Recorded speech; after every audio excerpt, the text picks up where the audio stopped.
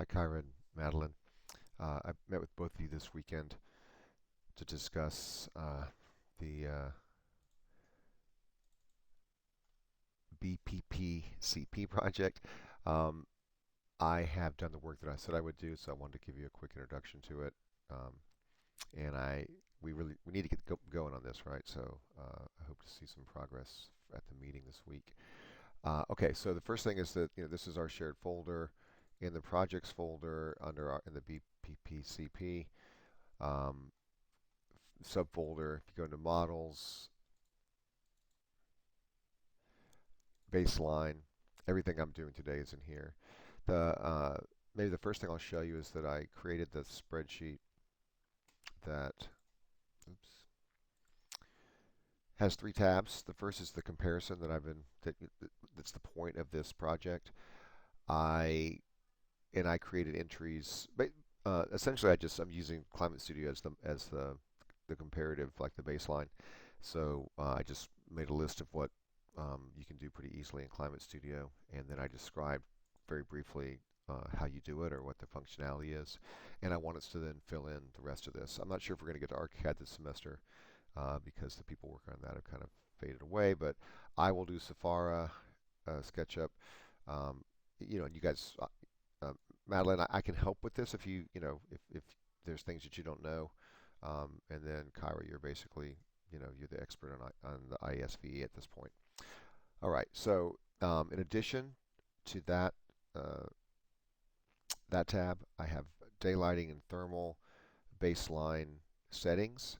For the daylighting, this is just telling you what glazing to use. This second uh, row is from our other model where we had interior partitions. We don't in the new baseline. I just left it in there. And then I've had this built for a while, but don't know if you've seen it. These are the baselines I want us to use the settings I want us to use for our baseline run of any thermal analysis. And these are just coming from the NYC Energy Code. So if you want to check it out, it's chapter 4. Okay. So if you have questions about these things, definitely let me know. These are all from Climate Studio, so they won't be exactly the same. But this is all from Energy Plus, which is I'm pretty sure it's going to be the simulation engine behind any of these platforms you're using. So it should be similar. I mean, there should be similar inputs you can find somewhere. Okay, so I created a new baseline model. The idea was that the other one was too complicated. We had that weird. Anyway, just I think we all decided together that it would be better to simplify it. What I did is um, back to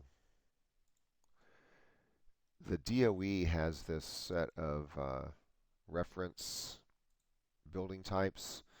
I thought I opened that up somewhere. Oh, this happens sometimes.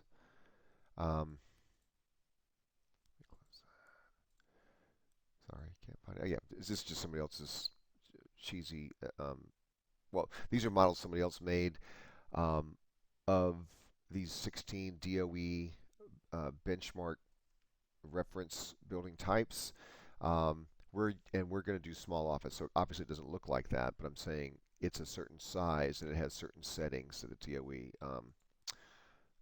Well, and really the settings aren't so important. They do have um, like we could, man, did I? Yeah, here. So this is from a DOE website. These are all the names of the benchmark building types, and they've actually have sample Energy Plus models that you can download. Energy Plus, though, is just a text file-based modeling platform.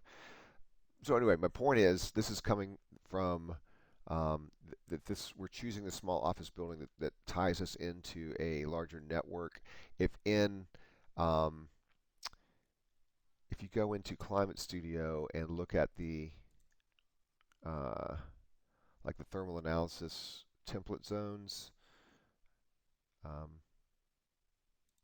a lot of these have will be named things like medium office or small office, um, and that's because of those. So a lot of that the ASHRAE um, templates are named after these uh, benchmark building types. And in Climate Studio, when you run a simulation, um, this baseline EUI is from that whatever you've chosen as your building type. Then there's a baseline EUI that's created for that building type, and you're comparing to it. And those come from actual surveys of buildings that exist out in the world. So it's it's very real world, just trying to be accurate. Okay, so that's the basic introduction there. The our building that we're doing. So here's the point, or a point. Here's the building. It's 75 by 75 feet, so that's 75 feet by 15. Single zone. Now we may add more zones later. We could do perimeter zones. That's the way this would really be modeled, as you'd have 4 perimeter zones and a core in the middle probably. But we'll start with a simple single zone model. Um, and this is the small office building. So if you take the DOE reference building I was just talking about, if we um, take the area of this, it's about 5,600 square feet, and I think it's 55 or 56 at the. And again, those are just ballpark numbers. They're creating these. You can't divide. I mean, if you only have 16 types, there's going to be a lot of overlap, and But the point is, this is our attempt, or we're basing our baseline on the DOE small office reference building. And we're making it 75 by 75 by 15 feet tall. And so this is really all you need, except that I did have, um, I made the daylighting model in Climate Studio to have punched openings because there'll be a slight difference, not much, so you wouldn't have to do it that way if you didn't want to. But I know, like, I did this also because in Revit, we can't use surfaces. We have to have actual volumes for our assemblies. So I'm trying to make something that we can all use. I set this up to where there is a, let me turn off some stuff here that's confusing. Let's see if we're in daylighting. Take that light show. So we have a 1 foot thick slab essentially, and then a 2 foot. I think I have to measure it. I think it's 2 foot, or maybe it's 2.5. I can't remember. Basically, plenum up here.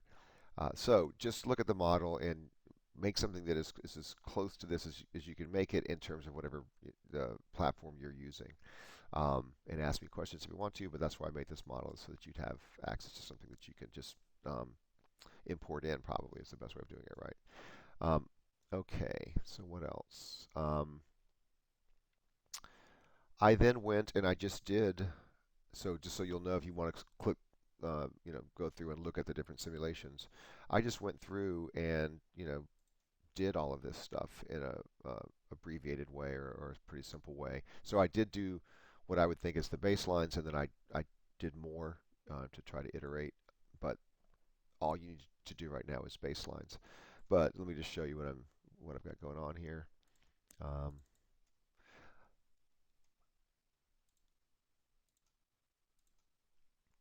Reminder that, like, I'm just curious about, I don't know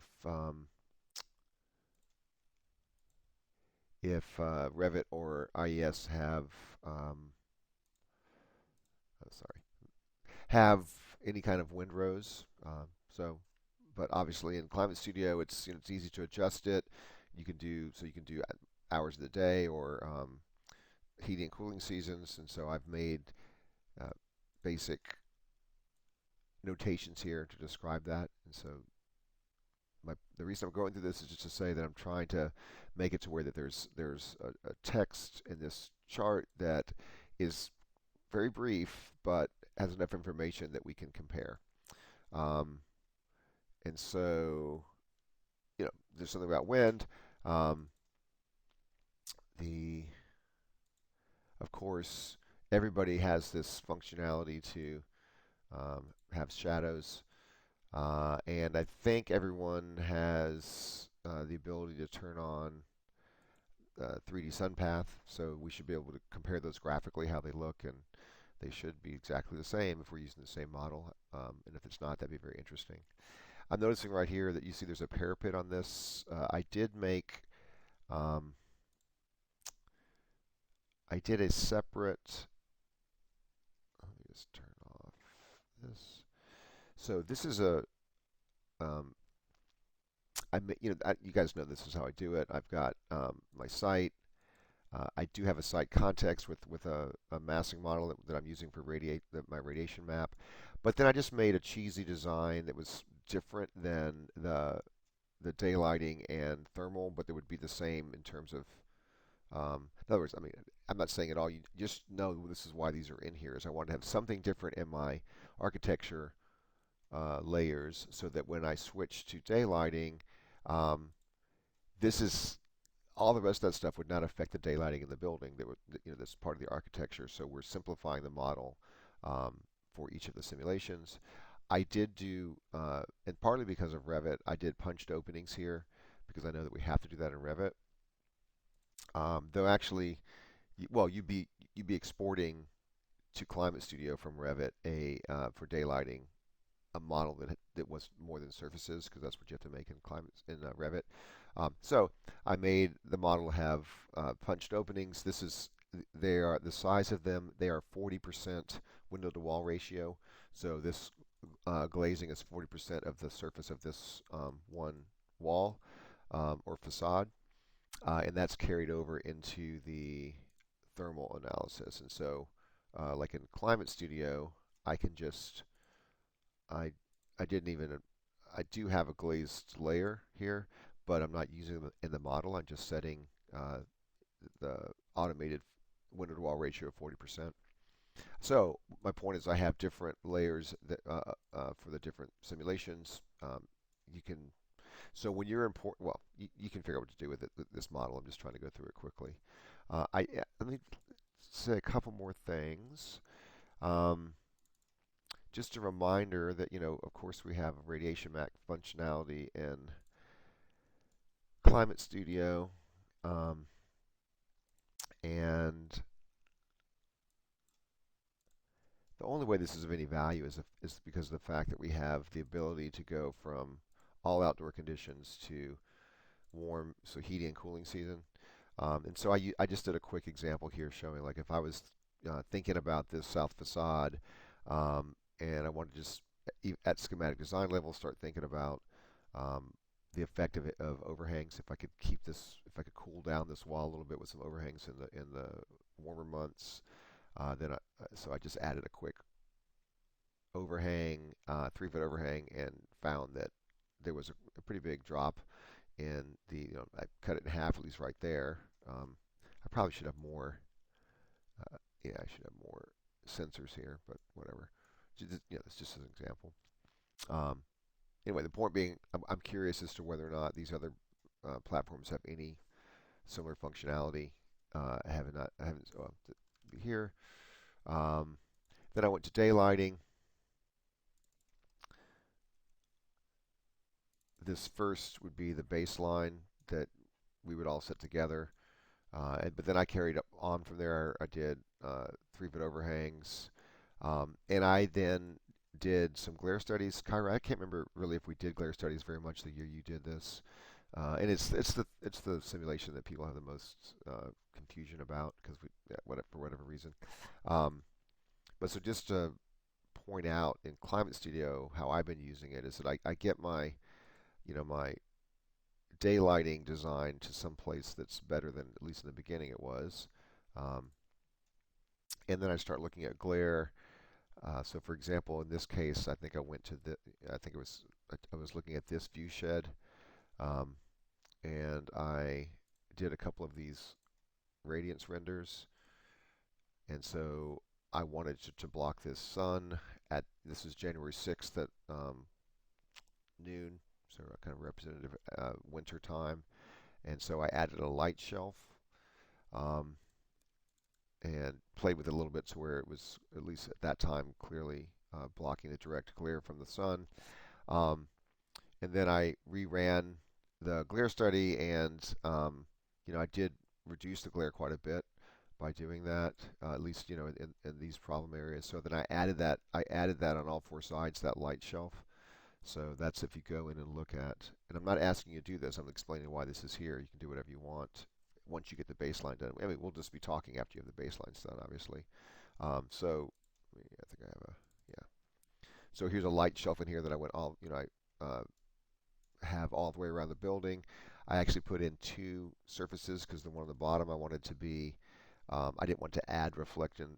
I didn't want it to be reflecting light down and creating even more glare or more. We have plenty of lux here, and then I made the top of it white so that it will reflect up and into the room. And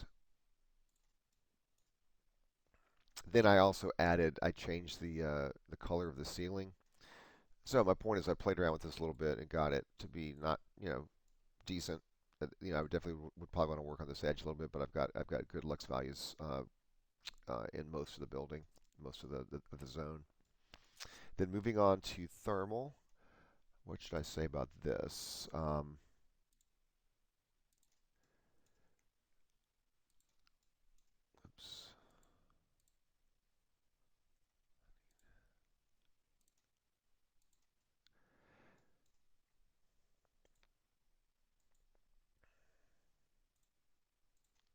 So, okay, so the baseline, in Climate Studio, uh,